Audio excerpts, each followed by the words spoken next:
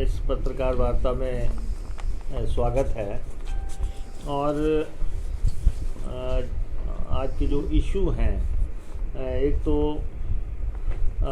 हिमाचल प्रदेश सरकार ने कल रात के अंधेरे में प्रदेश के आधे से भी अधिक ज़िलों के डिप्टी कमिश्नर्स बदल दिए। और डिप्टी कमिश्नर बदले क्या है, मतलब कि ये तो एक तरह से कू किया गया है, जिसको कहते हैं तख्ता पलट डिप्टी कमिश्नर्स का, कि रात को लेट नाइट ऑर्डर जारी करके और सवेरे तक तो कई जगह डीसी कुर्सियों पे बैठ भी चुके थे। तो ये जो अफसरशाही को फेंटने का तौर तरीका है, ये किसी भी तरह से सही नहीं है।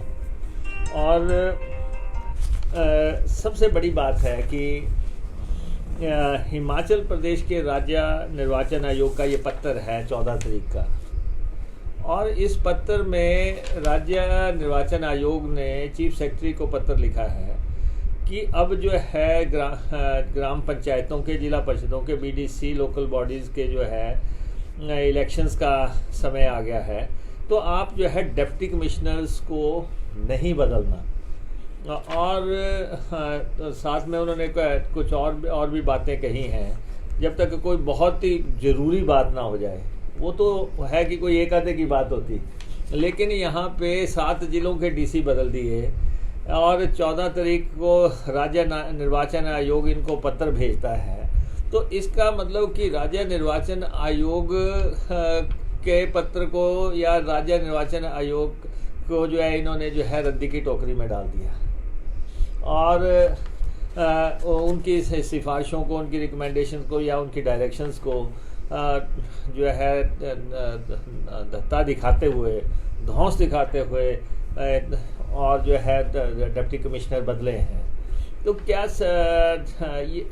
ये जो है राज्य निर्वाचन आयोग कोई इसकी कोई सेंटिटी है, कोई मर्यादा है कोई, या इसका कोई, इस आयोग का कोई औचित्य है? सरकार क्या मानती है? अगर सरकार को ये चुनाव कराने वाली संस्था है और अगर वो कुछ कहती है संस्था, तो उसके मुताबिक जो है सरकार का एक्ट ना करना और इस तरह जो है एक्शन लेना, ये जो है ऑर्डर जो है किसी व्यक्ति विशेष का ऑर्डर के तौर पर ट्रीट नहीं किया जा सकता। ये राज्य निर्वाचन आयोग का ऑर्डर है कि आप डिप्टी कमिश्नर नहीं बदलेंगे, और उसके बाद आप 7 जिलों के बदल देते हैं। तो सरकार स्पष्ट करे कि ये क्या है, सारी नौटंकी है क्या? आप राज्य निर्वाचन आयोग को मानते हैं, नहीं मानते हैं, स्पष्ट करें। राज्य निर्वाचन आयोग का कोई औचित्य है या नहीं है? नहीं है तो इसको समाप्त करो। तो जो है ये बोझ जो है प्रदेश सरकार पे क्यों रखना है?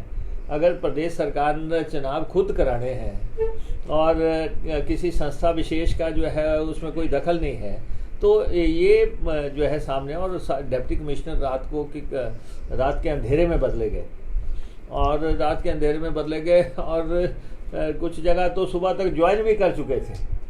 तो ये लगभग तख्ता पलट है अफसरों को, जिस ढंग से ये सरकार ने ट्रीट किया है। पहले भी जिस एक बात स्पष्ट है, जिसने भी अफसर ने इस सरकार की सेवा करने का जो है अपना दिखाया है, जज्बा दिखाया है कि हम सरकार का, वो उसको जो है उसकी सेवाएं लेके उसको जो है फटकारा गया, उसको दुत्कारा गया, उसको खुडे लाइन लगाया गया। और जो ये सिग्नल निकल रहा है, हिमाचल प्रदेश की पूरी ब्यूरोक्रेसी को समझ लेना चाहिए कि ये लोग जो हैं काम लेके जो है लोगों को जो है किक करने वाले लोग हैं। लगातार पहले जो है हायर ब्यूरोक्रेसी में भी यही हुआ है, जिन लोगों ने काम किया, और अब जो है डिस्ट्रिक्ट लेवल के ऑफिसर्स के साथ भी ये हुआ है। तो लगातार अफसरों की फेंटाफेंटी तो शुरू से चल रही है। सरकार डे 1 से ही फैसला नहीं कर पाई है कि काम किससे लेना है, किस पोस्ट के कौन काबिल है, और इस तरीके से चल रहा है। लेकिन यहाँ पे सिर्फ ये है कि चुनाव आयोग ने अगर आपको डायरेक्शंस दी थी कि डिप्टी कमिश्नर नहीं बदलने हैं, तो सरकार ने जो है उन आदेशों को डस्टबिन दिखा के जो है ये कैसे ऑफिसर्स बदले हैं, कैसे डीसीज बदले हैं, इनकी क्या आवश्यकता एकदम से आ पाई थी कि डायरेक्शंस को नज़रअंदाज किया गया। और सरकार क्या चुनावों को कोई प्रभावित करने की मंशा रखती है? पंचायती राज चुनावों को क्या प्रभावित करने की मंशा रखती है? एक तो ये सरकार कभी भी टाइम पे काम करती नहीं है। पंचायतें भी जो है इन्होंने बिल्कुल लास्ट मिनट पे जाके बनाई, और आनन फानन, और जिसमें इनको ये भी नहीं पता किसका कौन सा पटवार सर्कल है, कौन सी पंचायत बाइफरकेट हो रही है, इतने इस तरीके से जो है। और इन्होंने भारी भरकम पंचायतें बना दी, 400 से भी ज़्यादा। और उसके बाद अभी तक उनकी डिलिमिटेशन चल रही है, और ये कहा गया कि चुनावों से जुड़ी हुई जो है कोई भी ऑफिसर नहीं बदले जाएंगे। तो ये सब चुनाव से जुड़े हुए अफसर हैं, तो ये जो है बदल दिए। और ख़ास तौर पे कुछ ऑफिसर जो अपने आप को ये सोचते थे कि हमने तो केसरी चादर ही ओढ़ ली है, और हम तो जो है ऐसे विराजमान हो गए हैं कि हमारे ऊपर जो है कोई और रंग चढ़ नहीं सकता। ऐसे अफसर भी थे, वो सारे रात के अंधेरे में जो है पटके गए हैं। तो ये जो है ब्यूरोक्रेसी को किस ढंग से बैलेंस बनाने की बात है, कैसे काम करना है सिस्टम के अंदर, वो उनको भी ये सबक सीखने चाहिए कि सत्ता और सत्ता से बाहर है किस ढंग से बिहेव किया जाता है। लेकिन हमारा मूल प्रश्न वही है कि राज्य निर्वाचन आयोग जो है जिसने कि ये खत जारी किया 14 तारीख को, और ये कहा डीसी नहीं बदलें। जयराम सरकार ये स्पष्ट करे कि निर्वाचन आयोग की क्या सेंटिटी है, क्या मर्यादा है, क्या ये संस्थान को कोई सम्मान देते हैं, या इसकी ज़रूरत नहीं है, या ये जो है जबरन बोझ है। और अगर उनकी रिकमेंडेशन के बाद अगर आपने ऐसा किया है, पहले भी जो है राज्य चुनाव आयोग को पंचायतों के गठन को लेके भी जो है उनसे जो है ये काम करवाते रहे, तो ये चुनाव आयोग तो फिर ये तो एक सफ़ेद हाथी हो गया। राज्य चुनाव आयोग तो एक सफ़ेद हाथी हो गया, उसकी तो कोई मतलब नहीं रहा कि वो जो है ये कागज़ काले क्यों कर रहे हैं क्या। और क्या राज्य निर्वाचन आयोग सरकार से पूछेगा कि आपने इतने बड़े पैमाने पे अफसर कैसे बदल दिए, या राज्य सरकार बताएगी कि हमने जो है ये अफसर कैसे बदले।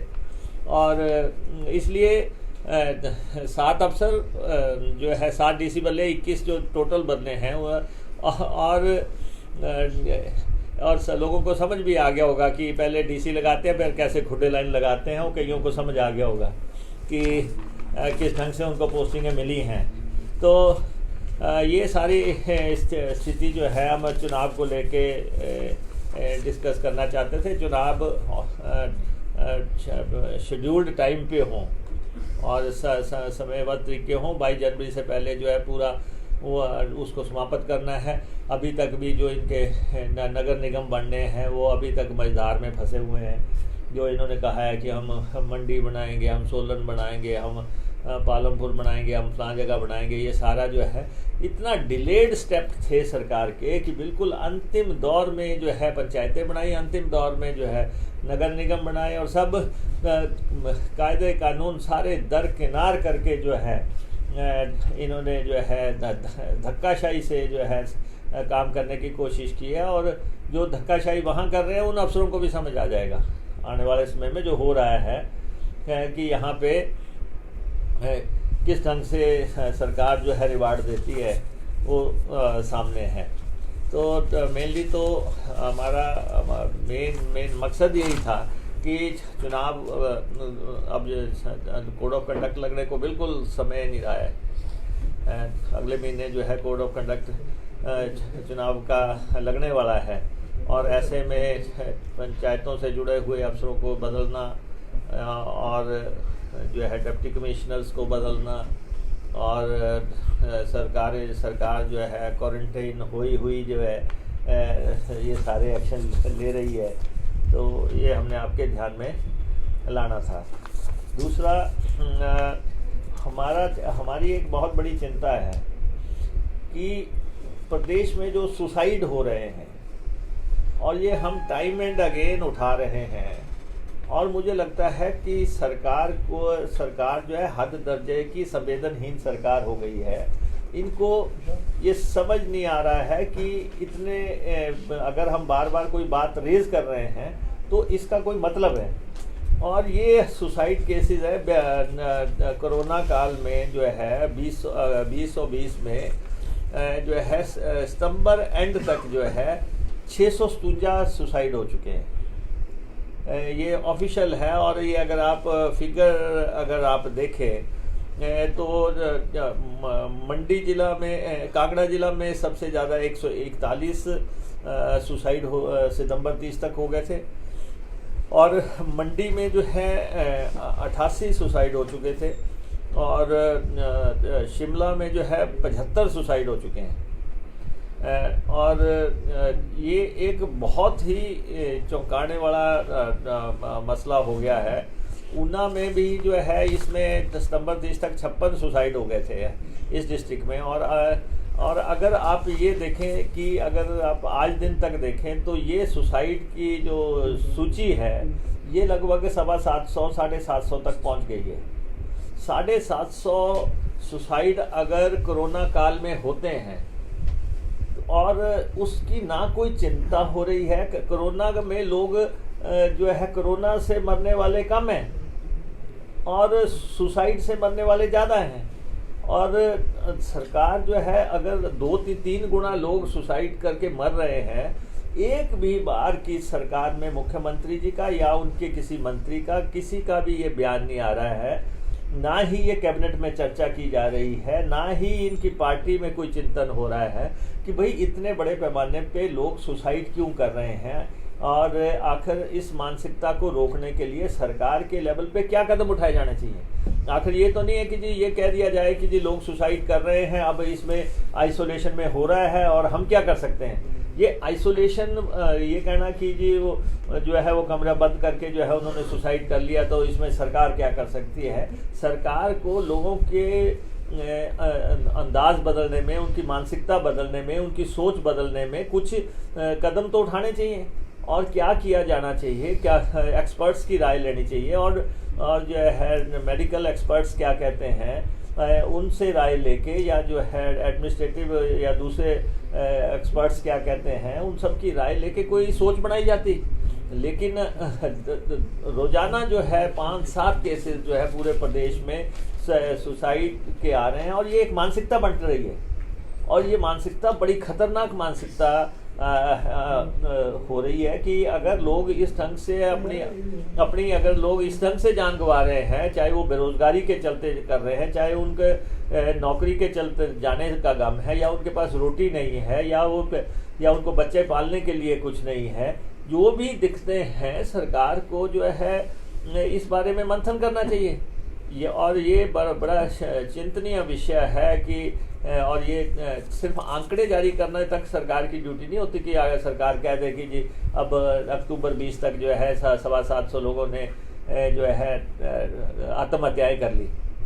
ऐसा कभी भी नहीं हुआ, इस लेवल तक आत्महत्याएं कभी भी नहीं हुई। और ये जो है जब रोजाना आ रहा है और अच्छे लोग कारोबारी जो है वो अगर इसकी लपेट में आ रहे हैं, तो सरकार इसकी तरफ ध्यान दे। तो हम फिर से खासतौर पे मुख्यमंत्री से आग्रह करना चाहते हैं कि इस बात पे वो विशेष तौर पे देखें कि इतने बड़े पैमाने पे आत्महत्याएं हो रही हैं, ना सरकार की तरफ से कोई अपील जारी हो रही है, ना दलील दी जा रही है, ना किसी की कोई मदद हो रही है, ना उन घरों में कोई जा रहा है। ये एक रूटीन का घटनाक्रम मान लिया कि जी हाँ ये आत्महत्याएं हो रही हैं, और ये पूरे प्रदेश के लिए चिंतनीय है कि कोरोना काल में इतने बड़े पैमाने पे हुई है। और कोरोना डेथ्स को लेके भी जो है चिंता ये है कि सितंबर में जो है 150 डेथ्स हो गई, और उसके बाद अक्टूबर में भी जो है लगातार डेथ्स का सिलसिला बढ़ रहा है। पहले 6 महीने में कितने केसेस थे और तुलनात्मक दृष्टि से अब कितने केसेस बढ़ रहे हैं, तो ये व्यवस्था जो है ऐसा लग रहा है कि पूरी तरह दम तोड़ गई है। अब कोई व्यवस्था नाम की कोई चीज़ नहीं है। सरकार ने जो है हाथ खड़े कर दिए हैं कि हमारे हाथ में कुछ नहीं है।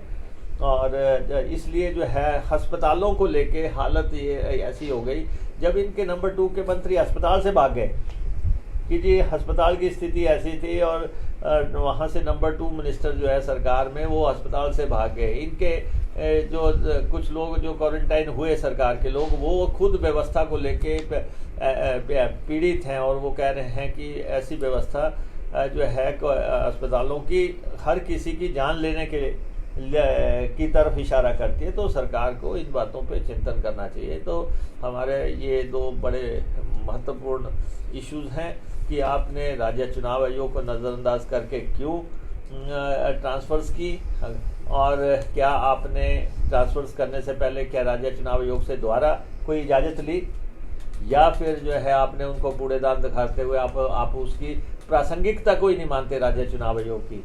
और दूसरा, ये आत्महत्याएं जो हो रही हैं, क्या सरकार के पास